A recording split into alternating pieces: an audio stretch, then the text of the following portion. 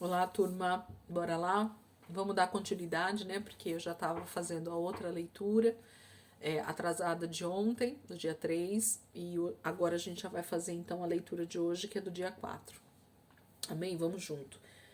Então vamos lá, a gente começa agora dando continuidade ao reinado de Salomão. E a gente então vai começar a ver, infelizmente, agora o declínio de Salomão, né?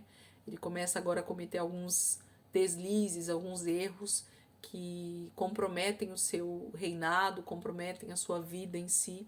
A gente vai começar a ver isso.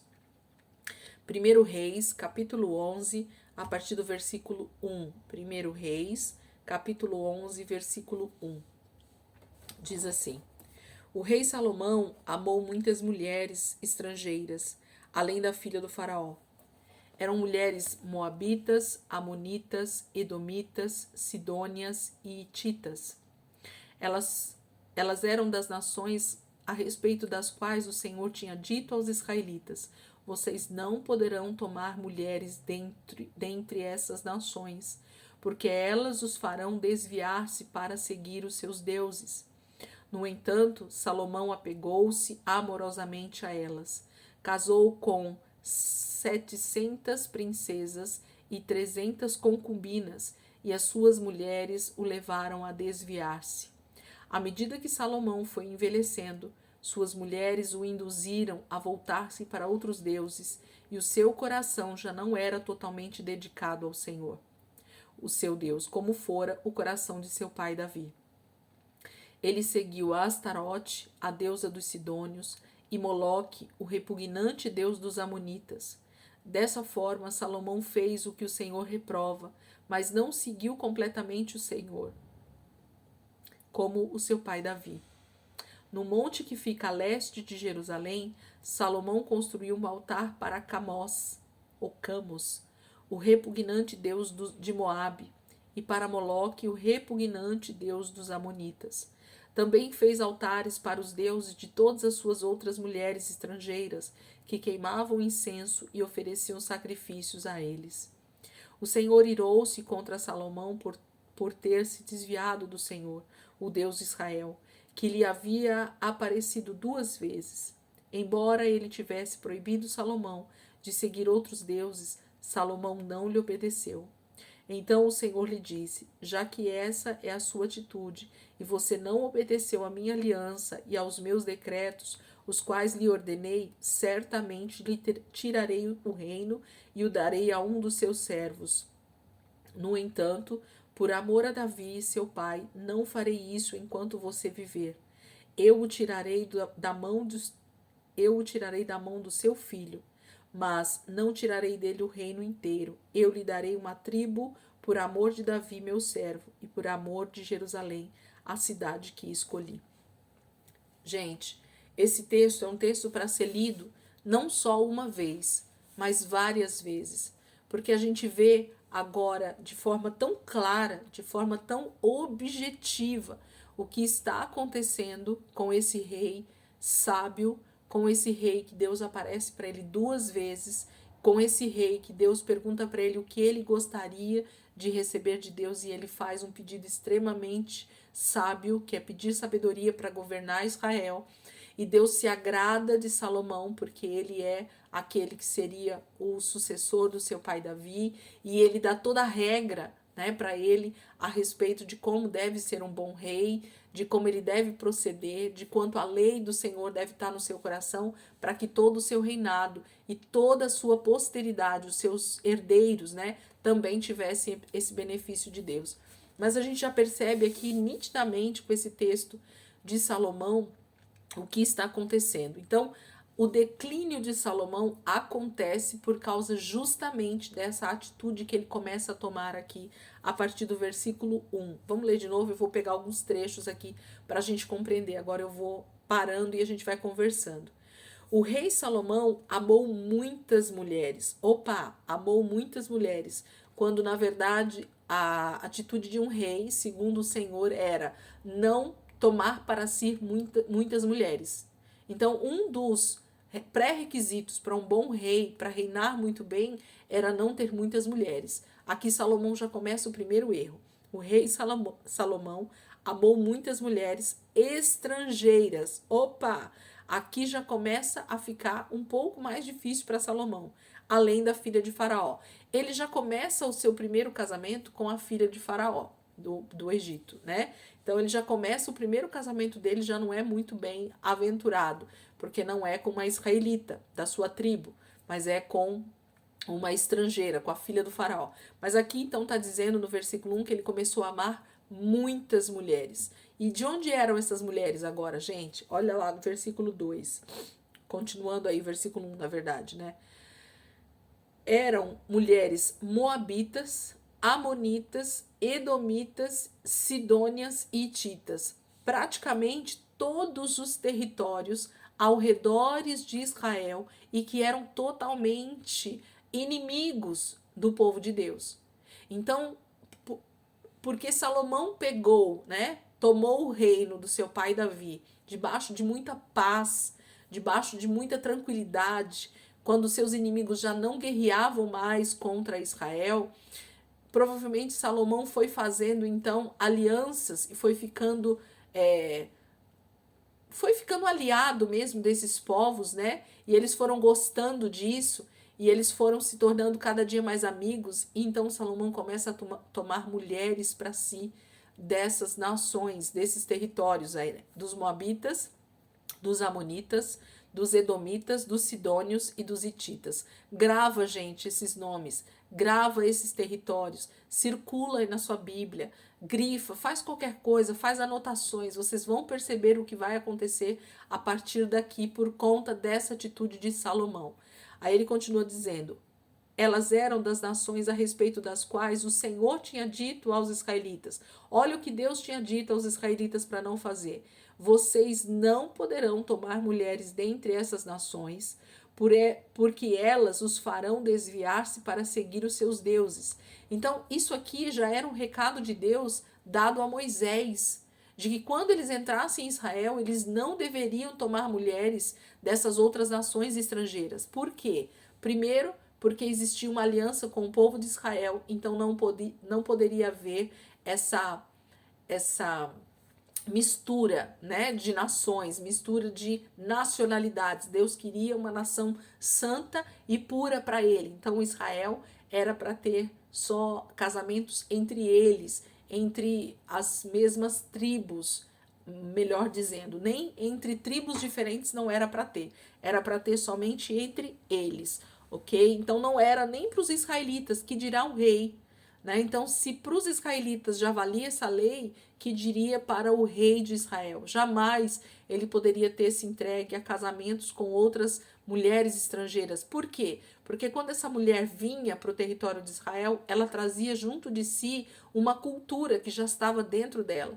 Essas mulheres já tinham uma formação cultural, religiosa, né, étnica. Então, assim, elas já vinham com tudo pronto, elas já sabiam o Deus que elas queriam adorar, elas já tinham uma religião incrustada dentro delas, elas já tinham uma cultura da nação delas. Então, dificilmente uma pessoa se converte a outra cultura, a outra nação, simplesmente porque se casou com alguém.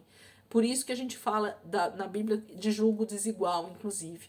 É isso que Salomão está fazendo nesse momento, trazendo sobre si muitos julgos desiguais, de culturas diferentes, de religiões diferentes, de adoração a deuses diferentes, e que vai trazer muitas consequências para o reinado dele e para a vida dele, na verdade. No entanto, Salomão apegou-se amorosamente a elas, casou com 700 princesas e 300 concubinas. Gente, é um número assustador, não é? Ele, na verdade, tomou 1000 mulheres para ele, ok? Então, ele tinha 700 mulheres, princesas, né, que se tornaram como se fossem rainhas, vamos dizer assim, e as concubinas eram aquelas que ele só trazia para si, muitas vezes faziam não sei nem posso dizer se era um casamento real, né? Mas eram mulheres que eram dele, simplesmente também, que ficavam ali no seu harém. Se ele precisasse, elas estavam ali à sua disposição. Mas as 700 mulheres eram realmente esposas com quem ele tinha que se deitar frequentemente, né? Para suscitar herança, para ter aí um legado como marido, ok? Então, nada, são 1000 mulheres aqui que Salomão tem para ele, ok? Vamos lá, vou voltar aqui no versículo onde eu estava. No entanto, Salomão apegou-se amorosamente a elas. Casou com 700 princesas e 300 concubinas, e as suas mulheres o levaram a desviar-se. À medida que Salomão foi envelhecendo, suas mulheres o induziram a voltar-se para outros deuses, e o seu coração já não era totalmente dedicado ao Senhor, o seu Deus, como fora o coração do seu pai Davi. Então, o problema não eram as atitudes, mas sim o coração. Percebem que, na verdade, essas mulheres de Salomão o induzem, né, a deixar com que elas adorem outros deuses, a deixar que elas estejam ali, talvez construindo, que a gente vai ver que ele constrói templos, monumentos para esses deuses. Mas o problema é que Salomão já não tinha mais o coração simplesmente voltado ao totalmente, na verdade, simplesmente não, totalmente voltado ao Senhor. O seu coração já não era mais 100% do Senhor. Já haviam várias situações na sua vida que faziam com que ele adorasse qualquer um desses deuses, porque para ele tanto fazia, né? Já estava tudo ali dentro de Israel, em Jerusalém. Todos esses deuses já faziam parte do reinado de Salomão e foram sendo colocados aos poucos. Então, tudo que vai minando aos poucos, quando a gente vê, a ruína já é grande, mas aí você não percebeu porque estava entrando aos poucos. Foi isso que foi acontecendo. Porque Salomão não casou com 700 mulheres e mais 300 concubinas de um dia para o outro. Isso foi acontecendo ao longo do seu reinado, ok? Versículo 5. Ele seguiu Astarote, a deusa dos Sidônios, e Moloque, o repugnante deus dos Amonitas. Dessa forma, Salomão fez o que o Senhor reprova. Não seguiu completamente o Senhor, como seu pai Davi. Então fala de adoração a somente um Deus. Salomão se prostituiu. Salomão abandonou o Senhor, adorando outros deuses. Aqui fala de 2, mas eu tenho certeza que existiam muito mais. Mas foca aqui em Astarote e em Moloque, que são dos piores naquela época. Versículo 7. No monte que fica a leste de Jerusalém, Salomão construiu um altar para Camus, o repugnante deus dos Moabitas, né, de Moabe. Então aqui ele já constrói agora um altar, né, como se fosse um pequeno templo, um altar mesmo para esse deus que era de Moabe, para que as pessoas que adorassem esse deus ali dentro do seu reino pudessem ter um lugar de adoração. E para Moloque, o repugnante deus dos Amonitas, ele construiu também outro altar. Também fez altares para os deuses de todas as suas outras mulheres estrangeiras, que queimavam incenso e ofereciam sacrifícios a eles. Queridos, quantas mulheres Salomão tinha? 700. Se cada uma dessas esposas veio de uma nação diferente, eram estrangeiras de locais diferentes, e se então elas tinham adoração a deuses diferentes, isso quer dizer que Salomão permitiu levantar 700 altares, no mínimo, em Israel, em Jerusalém. Então, a cidade de Jerusalém praticamente foi tomada por lugares, montes e altares que tinham sido construídos para esses deuses dessas mulheres de Salomão. Versículo 9. O Senhor irou-se contra Salomão por ter se desviado do Senhor, o Deus de Israel, que lhe havia aparecido 2 vezes. Embora ele tivesse proibido Salomão de seguir outros deuses, Salomão não lhe obedeceu. Então o Senhor lhe disse: já que essa é a sua atitude e você não obedeceu à minha aliança e aos meus decretos, os quais lhe ordenei, certamente lhe tirarei o reino e o darei a um dos seus servos. Olha a profecia que o Senhor está liberando aqui para Salomão. Salomão perderia o seu reino, e não só perderia o seu reino, mas ele perderia o seu reino para um dos seus servos. Ok? Ele não está falando de uma linhagem real, de filhos. Ele está falando de servos. Então, o reino de Salomão seria passado para um servo, para um escravo, para alguém que não era da linhagem real que Deus havia prometido para Davi. Mas ele continua dizendo que ele vai fazer por amor a Davi, não a Salomão. No entanto, por amor a Davi, seu pai, não farei isso enquanto você viver. Então, enquanto Salomão tivesse vida, ele não faria isso. Ele continuaria como rei, ok? Olha, eu o tirarei da mão do seu filho. Então, por que ele fala do seu filho? Porque provavelmente Salomão ainda estaria vivo quando seu filho começasse a reinar. Então o Senhor só cumpriria essa profecia de tirar o reino dele já na mão do seu filho. Então Salomão não iria ver o seu reino sendo passado para um servo, mas o filho de Salomão sim. Mas não tirarei dele o reino inteiro. Eu lhe darei uma tribo por amor de Davi, meu servo, e por amor de Jerusalém, a cidade que escolhi. Então, aqui já está a profecia a respeito da divisão de Judá e Israel. Nós vamos perceber, quem nunca leu a Bíblia completa, talvez não saiba do que Deus está falando nesse momento. Quem já leu a Bíblia completa sabe que houve uma divisão, e a gente vai ver essa divisão, e é aqui que Deus já está profetizando, falando que o reino seria tirado de Salomão, mas não dele precisamente, mas da mão do seu filho. É o filho de Salomão que vai estar no reinado quando Deus fizer isso, de tirar o reino da mão do filho de Salomão e dar para um servo. Nós vamos ver isso logo à frente. Agora, continuando, 1 Reis, capítulo 11, versículo 14. Vão surgir adversários, a palavra fala aqui para nós. 1 Reis, capítulo 11, versículo 14. Então, o Senhor levantou contra Salomão um adversário, o edomita Hadad, da linhagem real de Edom.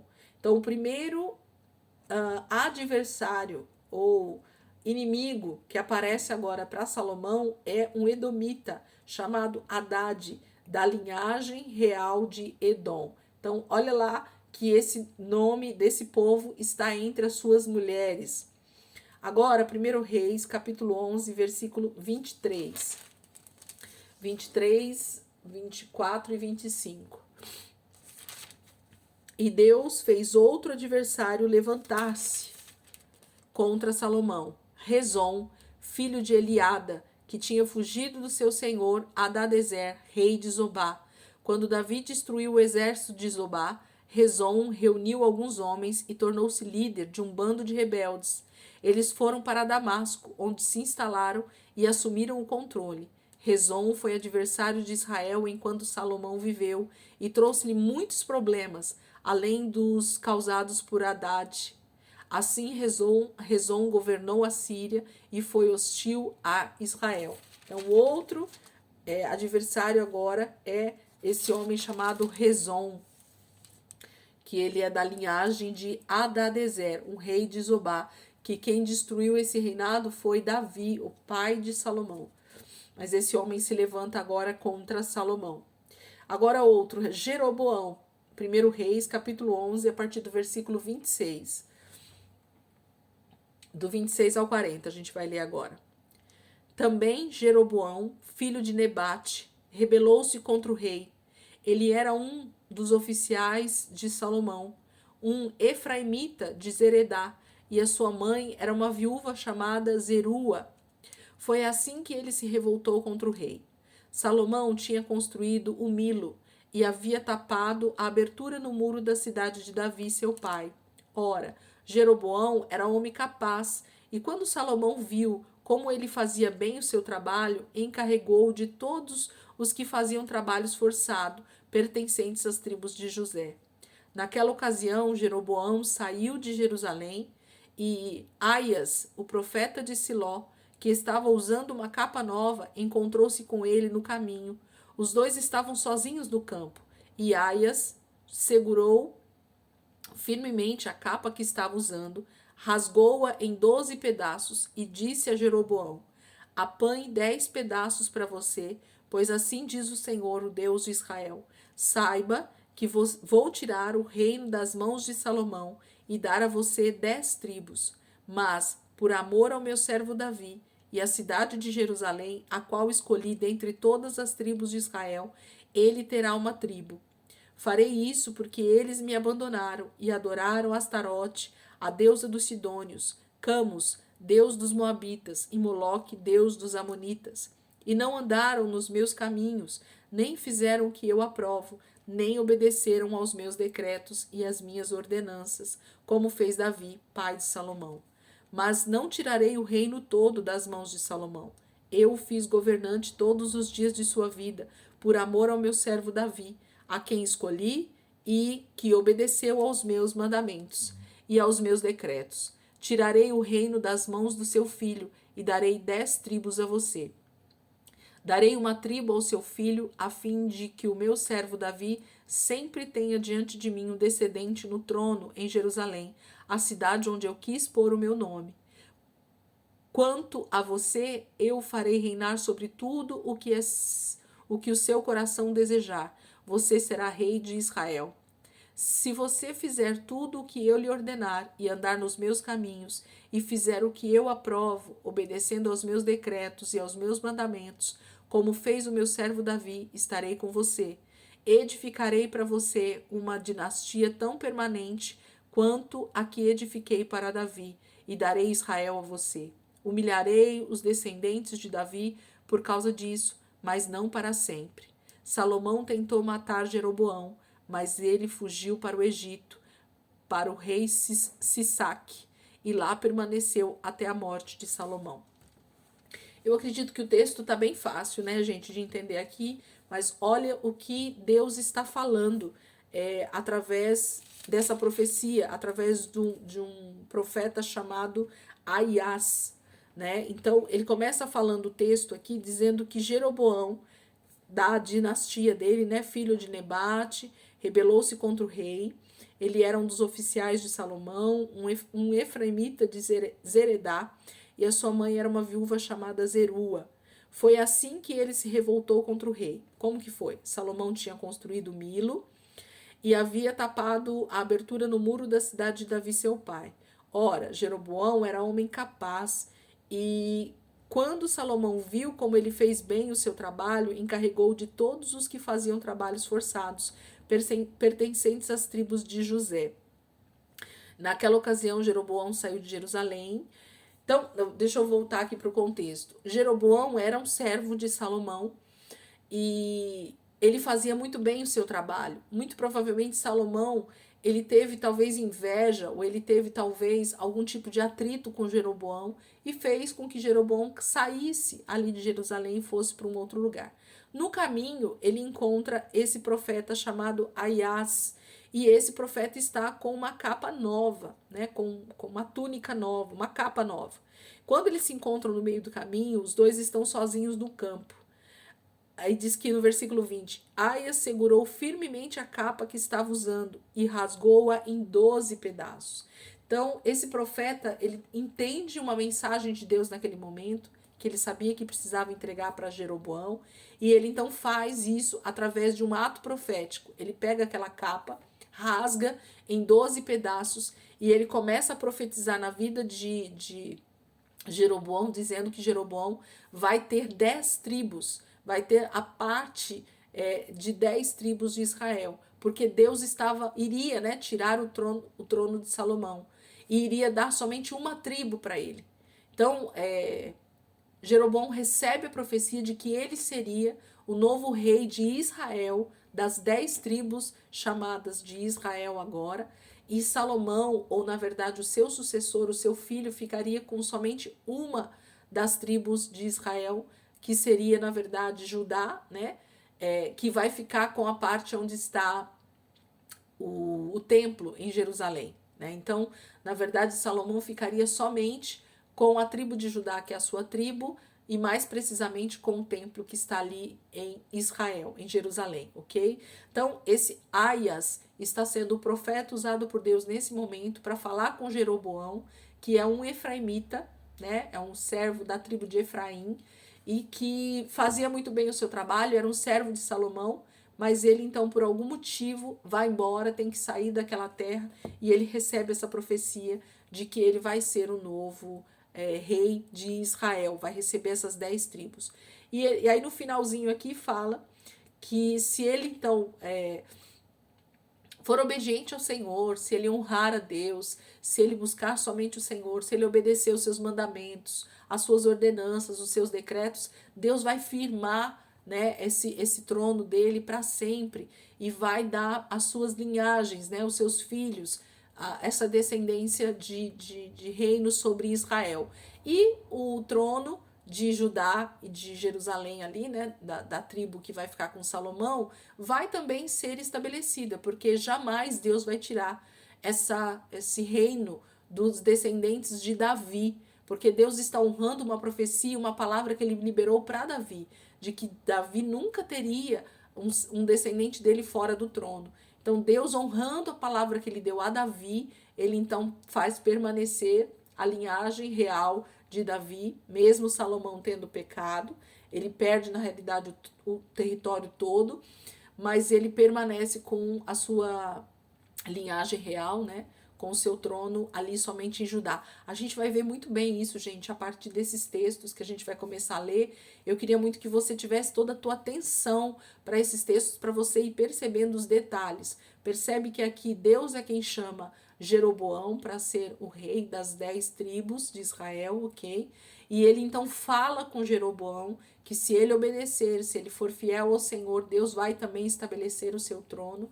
E fala por que ele está tirando o trono de Salomão, porque Salomão adorou outros deuses, porque Salomão levantou altares para Astarote, para Camus, para esses deuses dessas terras estrangeiras. E Jeroboão, ele conhecia todo esse contexto. Jeroboão vivia ali próximo de Salomão, sabia todos esses casamentos, todas essas alianças que Salomão havia feito. Muito provavelmente ele via essas adorações a esses outros deuses feitos pelas esposas de Salomão. Então, quando a gente lê a passagem, a gente não imagina o contexto real, né, da situação ali, mas eu imagino que Jeroboão conviveu e viu tudo isso que essas mulheres de Salomão e que o próprio Salomão talvez fazia nesses altares ou nesses lugares onde eles construíram esses altares. Então, Jeroboão estava a par de tudo que estava acontecendo em Israel, ok? E aí ele diz que no finalzinho aqui ele teve que fugir, né? Porque Salomão começa a tentar matá-lo, muito provavelmente por saber dessa profecia ou por imaginar que isso poderia acontecer, ok? Então ele foge e vai para o Egito até que Salomão morra. É isso que a palavra está dizendo aqui no versículo 40. Medita nesses versículos um a um aí, gente. Quando eu falo isso, é porque eu vou lendo aqui e se eu for falar item por item, a gente vai ficar aqui muito tempo na nossa leitura. Mas eu queria que você ficasse atento aos detalhes, que você grifasse, que você anotasse, para que você não perdesse nada, tá bom? Vamos lá. Eclesiastes agora, né? A gente vai ler agora. Nesse momento nasce um homem chamado Joiada, que a gente vai saber bem quem ele é. Nesse momento aqui é que nasce Joiada. O nascimento de Joiada acontece aqui. A gente vai ver bastante esse nome ao longo dos textos. Aí a gente vai entender quem é esse homem. Mas agora a gente vai entrar dentro do livro de Eclesiastes, porque fala desses textos escritos por provavelmente Salomão também, tá bom? Por isso que esses textos estão aqui. Nós estamos falando de Salomão ainda, é o declínio do seu ministério, do seu reinado. Então, por isso que o livro de Eclesiastes vai estar aqui dentro. Hoje a gente vai ler Eclesiastes 1 e 2, se não me engano, né? 1 e 2. Vamos lá. Eclesiastes 1, versículo 1. As palavras do mestre, filho de Davi, rei em Jerusalém.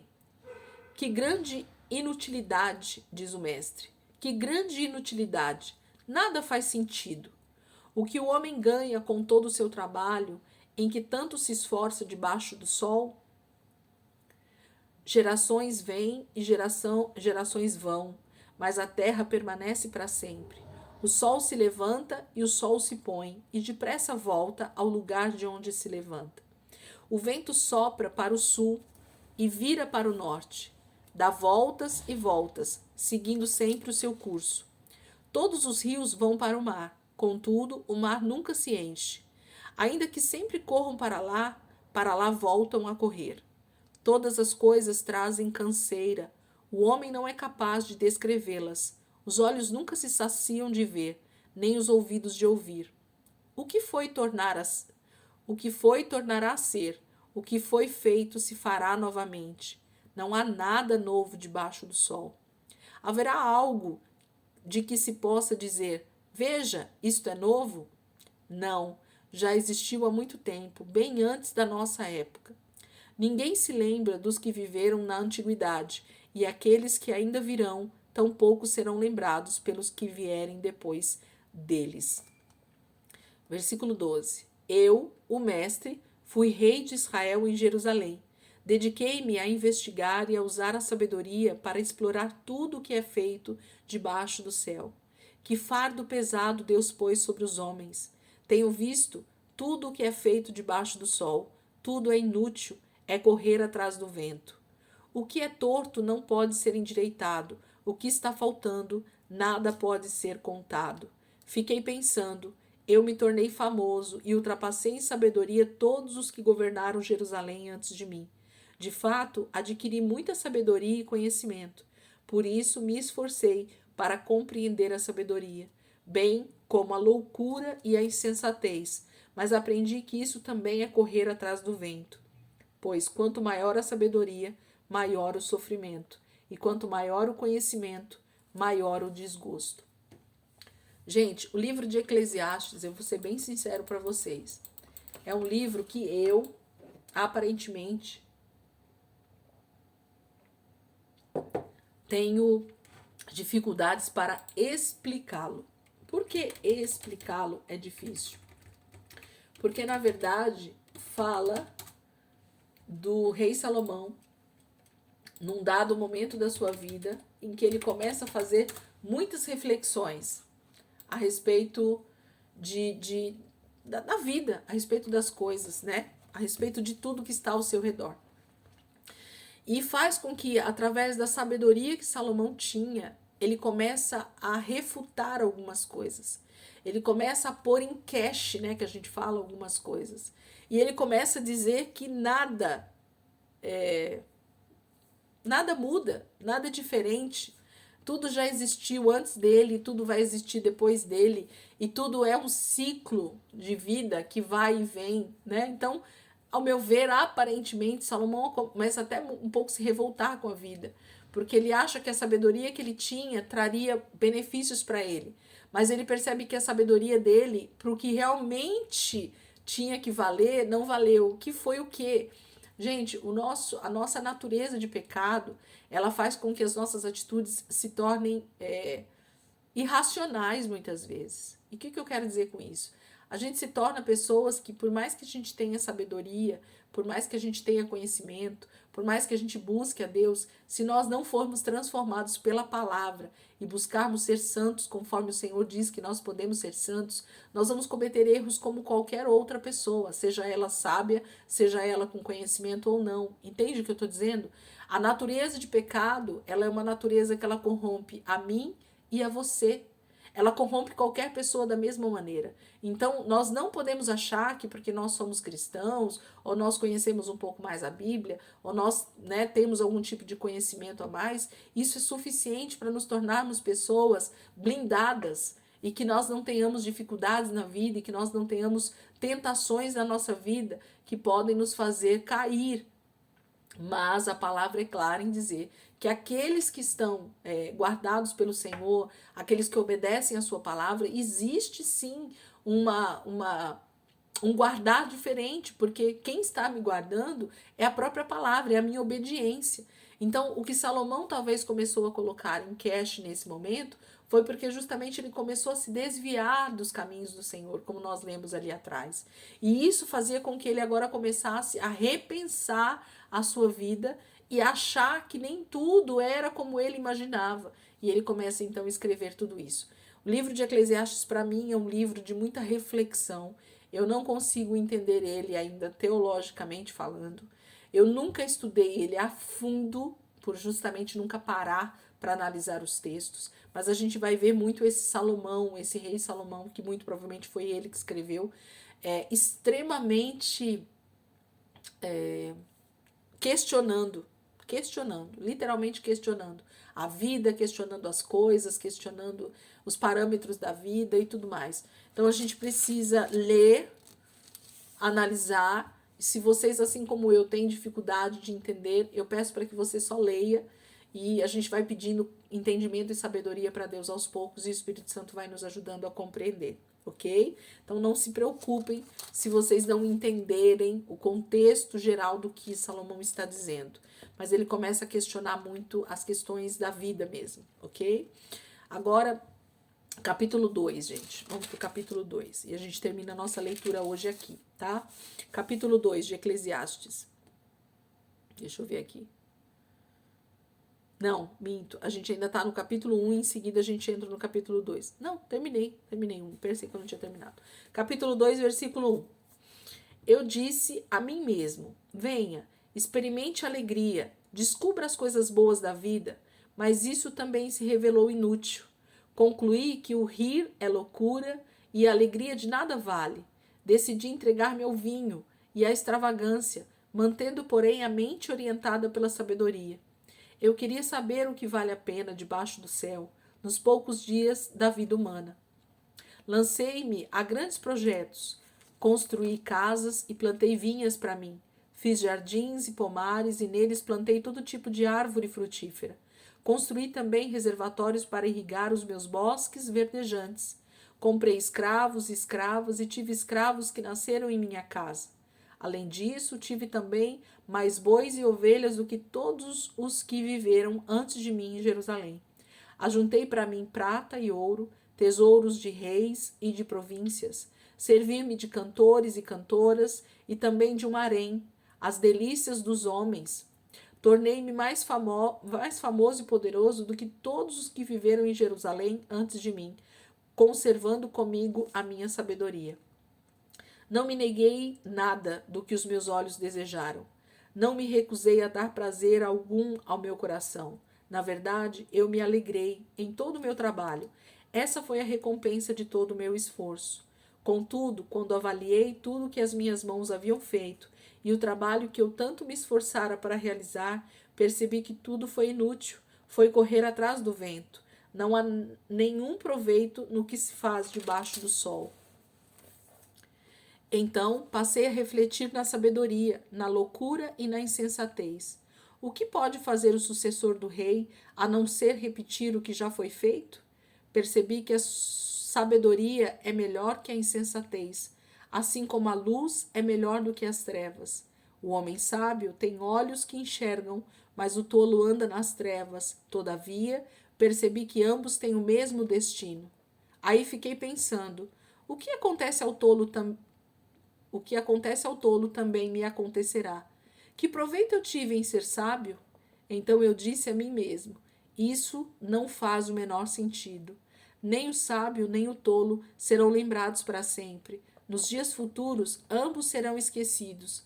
Como pode o sábio morrer como o tolo morre? Por isso desprezei a vida, pois o trabalho que se faz debaixo do sol pareceu-me muito pesado. Tudo era inútil, era correr atrás do vento. Desprezei todas as coisas pelas quais eu tanto me esforçara debaixo do sol, pois terei que deixá-las para aqueles que me suceder. E quem pode dizer se ele será sábio ou tolo? Todavia, terá domínio sobre tudo o que realizei com o meu trabalho e com a minha sabedoria debaixo do sol. Isso também não faz sentido. Cheguei ao ponto de me desesperar por todo o trabalho no qual tanto me esforcei debaixo do sol. Pois um homem pode realizar o seu trabalho com sabedoria, conhecimento e habilidade, mas terá que deixar tudo o que possui como herança para alguém que não se esforçou por aquilo. Isso também é um absurdo e uma grande injustiça. Que proveito tem um homem de todo o esforço, de toda a ansiedade com que trabalha debaixo do sol? Durante toda a sua vida, seu trabalho é pura dor e tristeza. Mesmo à noite, a sua mente não descansa. Isso também é absurdo. Para o homem, não existe nada melhor do que comer, beber e encontrar prazer em seu trabalho. E vi que isso também vem da mão de Deus.